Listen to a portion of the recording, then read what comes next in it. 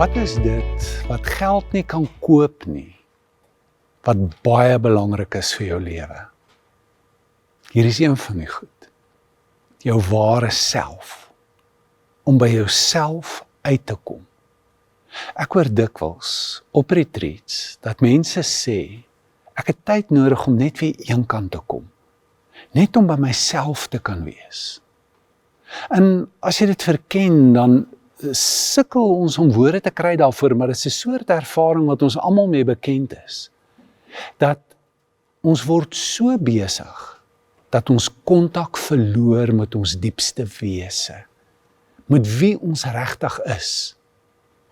Iemand het gesê, ons is nie human doings nie, ons is eintlik human beings.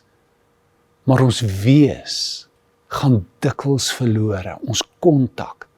En ek voel ek het 'n behoefte om net kontak te maak, om net weer saam met my te wees, om teenwoordig te word vir myself, om in kontak te kom met my diepste wese, met my isheid.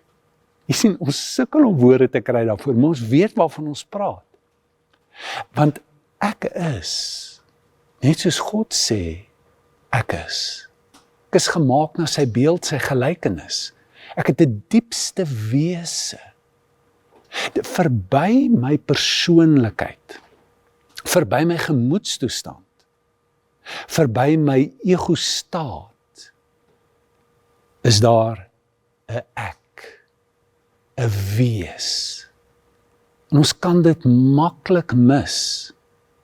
Ons kan dit verkeerd lees, ons kan dink ons persoonlikheid, nou is ons by ek, maar dit gaan nie bevredig nie. Dit gaan nie vrede bring nie. Een van die groot hindernisse is dat ons so besig is in ons kop, dat ons geen spasie het nie. Ons is te vol, ons is te besig met wat gebeur het, of wat moet gebeur, wat gaan gebeur, dat ons nie spasie het, openheid het, om te kan beleef, om kontak te kan maak nie. En hierdie diepste wese van ons het 'n unieke wees. Brenner praat van ons soul signature.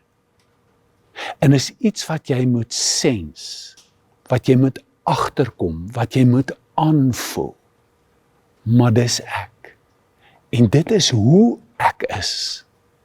Verby psigoanalisme sê hy, is daar 'n misterie wat in jou gegee word.